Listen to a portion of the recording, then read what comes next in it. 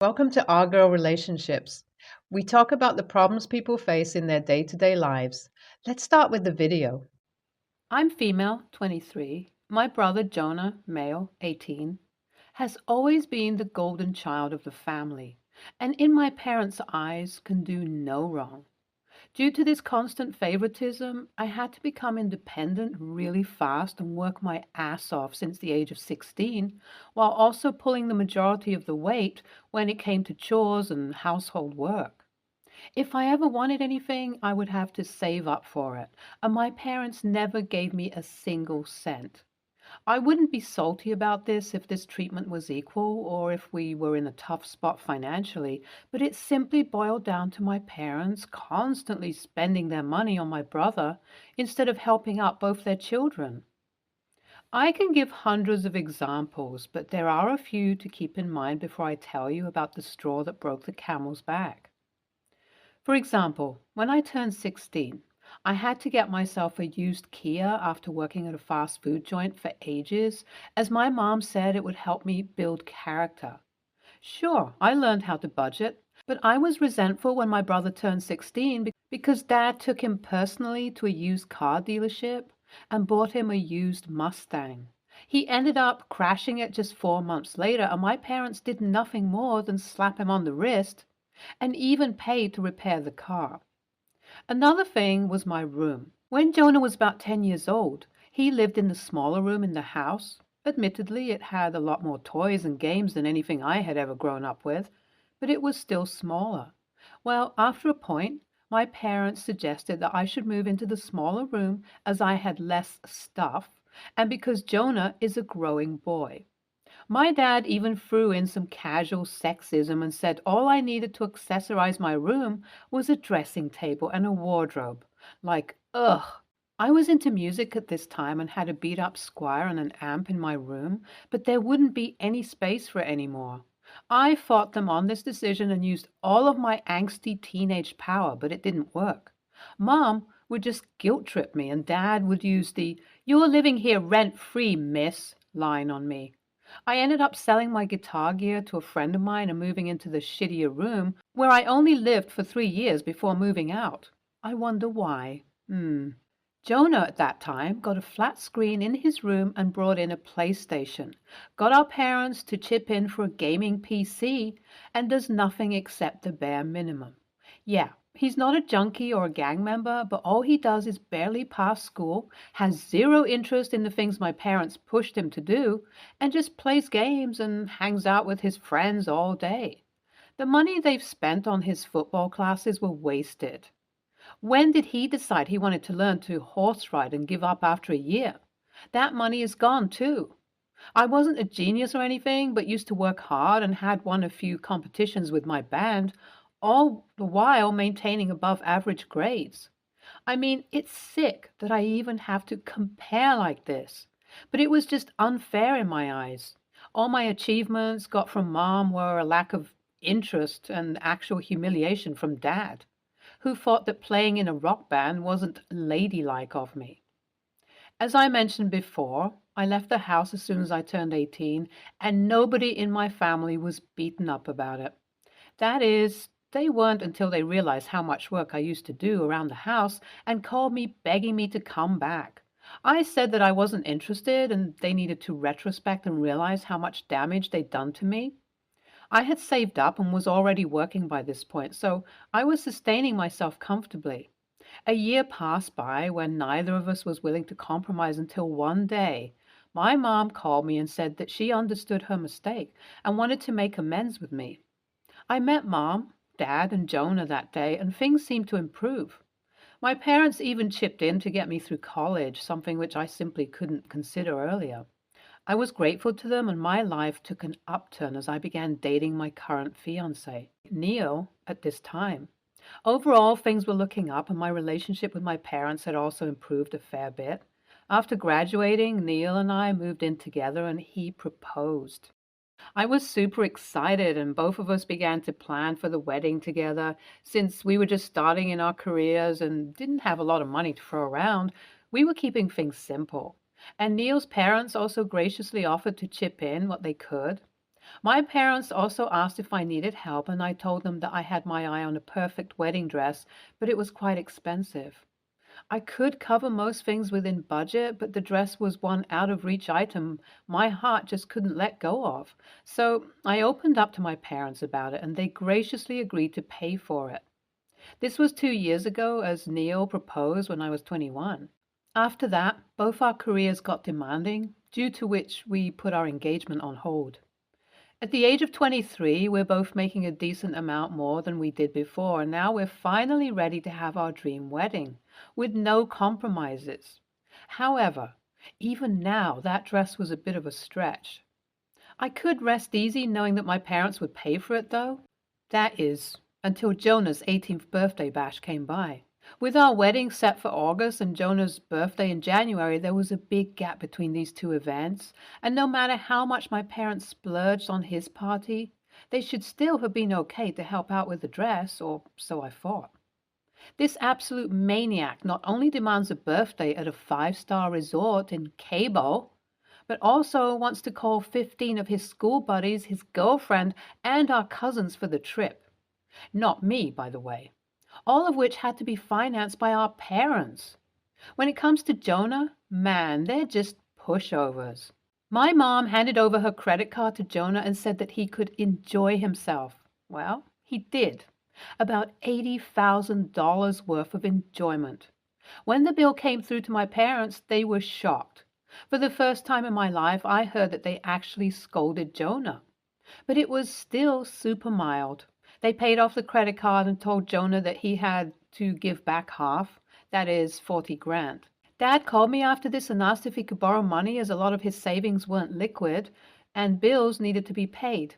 With a sick feeling in my stomach, I said I would oblige, but also mentioned, Dad, does this mean that I won't get that dress? I was already nervous, and his response made me feel really bad. He told me that it was unfair to bring that up as they were dealing with a family emergency, and I was acting entitled. This was the last straw. I wasn't willing to be close to people who only thought of me as a second priority and only reached out to me to dig them out of a hole they created. Ha ha, I'm super proud of the way I responded next. I said, well, you can use the money you save by not buying the dress to pay off the debts, right? Even better, don't bother coming for the wedding. I'm sure you don't want to pay to travel to the venue either, right? And hung up. My phone blew up after this, but I refused to respond. Instead, I went to Neil and told him that I didn't want my parents or Jonah at the wedding. He was already aware of the situation Jonah's birthday had created, but this was the last straw. He said that I was completely in the right, and I felt pretty secure in my decision. However, the day after this, my mom posted a picture on social media of their house with the electricity cut off, where she blamed me for not sending money in such a dire situation. She also went on a long emotional rant about not getting to see her daughter's wedding. My whole family's shit-talking me in the comments, and I mean, I could have sent over the money at the very least because this means that their basic living situation is going to be super crappy until they sort things out. Did I go too far? Update 1. For everyone telling me to go NC with my entire family right away, chill.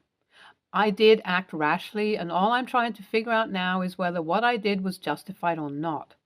I am leaning towards cutting off contact with my family after what happened after I posted this, though. Jonah dared to call me and pretend like he was on my side.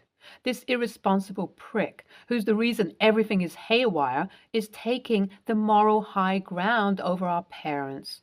He said that it was unfair for me to have to pay them, and they shouldn't have told him that he could have a free pass. I mean, he made himself a victim, putting himself next to me. I said that he needed to grow the frick up and help out around the house, at least enough to cover the bills. He said that he's only 18, and that's unfair on him. So then, where does he expect the money to come from? This kid is so sheltered that I can't even... Anyhow, as of now, I told him to go back to Mom and Dad and tell them that I won't be giving them anything. Honestly, the more I think about it, the more ways I find for Jonah to help. Hell, I mean, He could sell half the toys and gadgets he has, and that would be enough for a few months' worth of utilities. Update 2. I have decided to stop talking to my family and have completely cut them off, including most of my extended family. Mom and Dad have presented such a skewed story to everyone, and they completely refuse to listen to me anytime I explain my side of the story. Apart from my grandma and a few cousins, I don't want to talk to anybody else. Honestly, there was no way forward except to make things more and more toxic. It's a tough thing to do, and I'm getting a little overwhelmed with the wedding as well, but it had to be done. I didn't want to be like this, but it seems like the best way forward. As for Jonah and my parents, they're being completely unreasonable, and I honestly don't even consider them my family after the shit show they've created.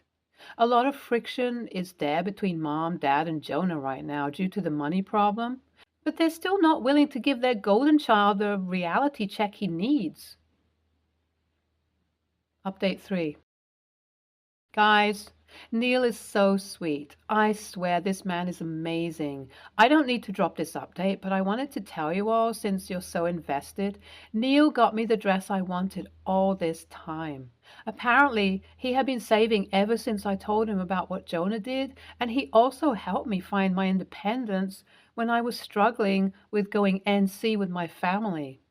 I have realized I was giving them too much space in my life and being a bit of a pushover in my teen years, and that's helped me move forwards. It's also been a little easier since a lot of people who had a knee-jerk reaction against me have come to my side after pressuring my parents for explanations that didn't stick. NTA, OP, it's not your job to clean up after your parents get what's coming to them by raising a monster child. NTA, your brother is ridiculously entitled, and your parents are actively responsible for their financial ruin. It's as simple as that. Next story. I'm a high school teacher in the US who has ADHD myself. I wasn't diagnosed until college and want to preface this by saying I'm not perfect. For example, I have lost students' papers before. The issue at hand happened in my 10th grade class where the kids are 15 to 16 years old. I've always taken off points for essays, projects, and homework assignments turned in late. I explained this on day 1 and put it on the syllabus. They lose 10% for each day it's late, but I never take off more than 50% as late penalty. Usually, kids won't turn in major projects more than 1 to 2 days late. This year, I had a student with ADHD turn in an essay 6 weeks late. They did an excellent job, but I only gave them a 50% because of how late it was. The second essay counted for 30% of their grade for the quarter.